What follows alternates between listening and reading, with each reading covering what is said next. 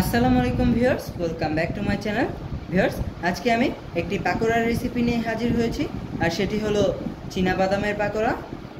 তো এই চীনাবাদামের পাকোড়াটা তৈরির জন্য আমি এখানে 1 কাপ চীনাবাদাম নিয়েছি। এখন আমি একটি ব্যাটার তৈরি করে নেব, তাই একটি বলে অ্যাড করে নেব 1/2 কাপ বেসন, অ্যাড করে নেব 1 টেবিল চামচ পরিমাণ চালের গুঁড়ো, অ্যাড করে নেব মরিচ গুঁড়া, হলুদ গুঁড়া ও গরম মশলা গুঁড়া, দিয়ে দেব স্বাদ অনুযায়ী লবণ। এখন আমি এই শুকনো ইনগ্রেডিয়েন্টসগুলোকে ভালো করে মিশিয়ে নেব। এখন অল্প অল্প করে পানি অ্যাড করে নেব।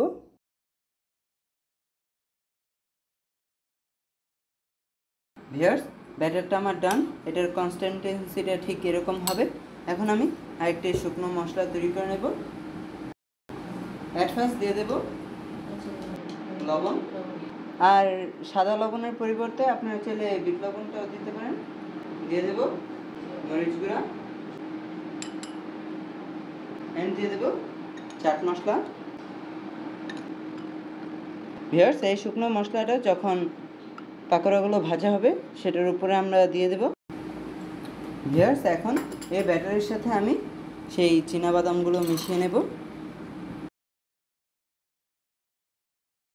এ পর্যায়ে আমি চুলায় একটি প্যান বসিয়ে তেল গরম করে নিয়েছি। চুলার আঁচটা আমি কমিয়ে দিয়েছি। এখন আমি এখানে সেই বাদাম আর মিক্সটা দিয়ে দেব। আর ভিউয়ার্স, এ পর্যায়ে 2 জন মানুষের প্রয়োজন হয়, সেই জন্য আমার আম্মু আমাকে হেল্প করছে। ভিউয়ার্স, যারা এখন আমার ভিডিওটা দেখছেন তারা এখনই আমার ভিডিওটাতে লাইক করে দিন। ভিউয়ার্স, এখনই আমার চ্যানেলটা সাবস্ক্রাইব করে ফেলুন অ্যান্ড পাশে থাকা বেল আইকনে ক্লিক করে ফেলুন, যাতে পরবর্তী ভিডিওটা সবার আগে আপনার কাছে চলে যায়। ভিউয়ার্স, এটাকে লো আঁচে ভাজলে এটা মুচমুচে হয়, আর এটা ভাজতে 8 থেকে 10 মিনিট লাগে। ভিউয়ার্স, এখন আমি এগুলোকে নামিয়ে নিচ্ছি।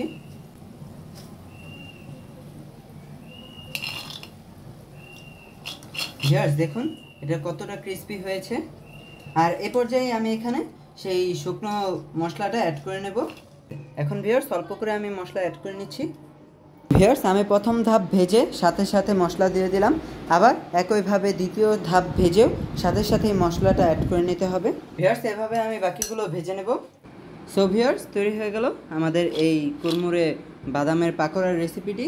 আর ঘরে থাকা উপকরণ দিয়ে খুবই চটজলদি এই রেসিপিটি তৈরি করা যায়। আর ভিউয়ার্স, আপনারা চাইলে এই পাকোড়াটা বেশ কিছুদিন এয়ারটাইট বক্সে সংরক্ষণ করতে পারেন, দেন আপনারা যখন তখন এটাকে নামিয়ে খেতে পারেন। আর আপনাদের কাছে যদি রেসিপিটা ভালো লেগে থাকে তো ভিডিওটা অবশ্যই শেয়ার করবেন বেশি করে। সবাই ভালো থাকবেন। আল্লাহ হাফেজ।